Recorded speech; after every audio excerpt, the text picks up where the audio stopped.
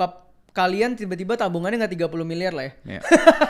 Ini ceritanya ibaratnya orang Benar-benar baru nol. mulai kerja menghasilkan uang gitu ya. Yes. Apa nih prioritasnya? Oke, untuk pertama yang paling penting dari awal kerja atau menghasilkan income itu adalah habit. Kebiasaan. Oke. Kebiasaan yang pertama itu adalah ketika uang masuk, prioritasnya apa? Oke. Contoh gue sebegini. Lu tau gak Bill, kalau lu baru bangun pagi biasanya lu ngapain sih Bill? Bangun pagi, doa, Nah. sikat gigi, mandi. Doa, sikat gigi, mandi gitu ya. Yeah.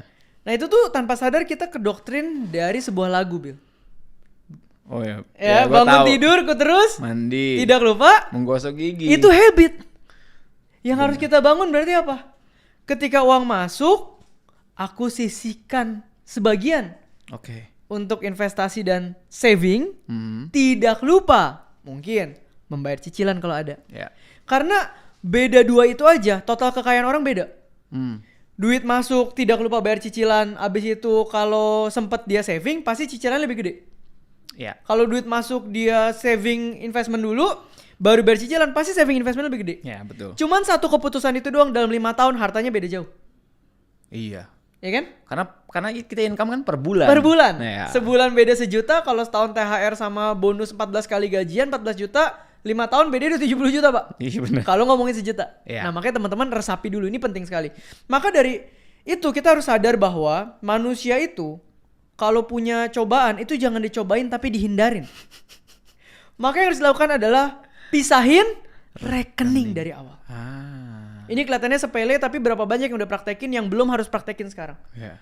Begitu dapat uang, bisa berapa nih kita saving investment? Ya. 10%, 20%, mulai dari 3% gak apa-apa, 5% gak apa-apa, kok bisa dari 100 ribu? Gak apa-apa. Ya.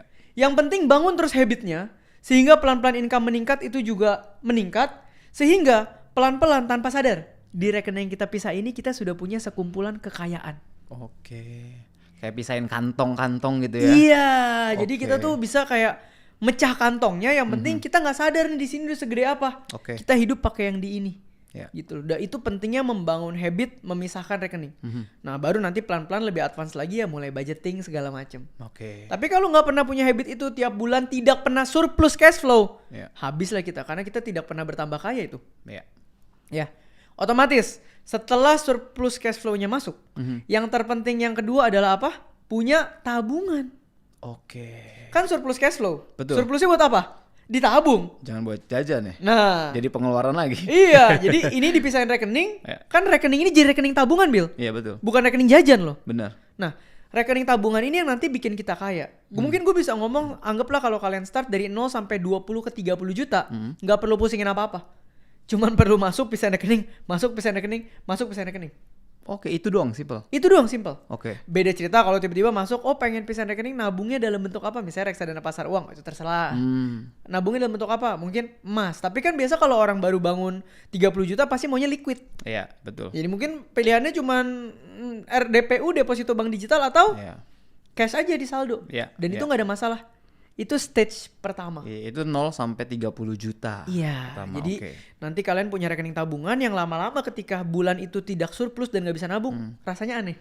Oke. Ih, kok aneh ya bulan ini nggak nambah loh. Itu karena habit. Oke. Habit tambah kaya. Nah pertanyaan deh, kalau bangun fondasi finansial kayak punya asuransi Ya. sama dana darurat, itu di step 1 atau bukan? Nah. Di bangun habit itu bukan? Nah, ini step 1. Ketika mulai saving investment kan habitnya kebangun. Berarti tiap bulan kita akan tambah kaya tuh. Betul. Nah, tabungan pertama ini buat apa? Ini untuk mempersiapkan fondasi finansial. Di awal itu dulu. Itu dulu. Jadi tabungan ini bukan untuk tiba-tiba invest, enggak. Ya, Tapi untuk punya fondasi finansial yang isinya dana darurat dan proteksi insurance atau BPJS. Oke. Ya, atau dua-duanya. Jadi dana darurat ini adalah dana yang kita butuhkan Ya. ketika aktif income kita hilang. Oke. Makanya ngitungnya bukan dari pemasukan, tapi dari pengeluaran bulanan.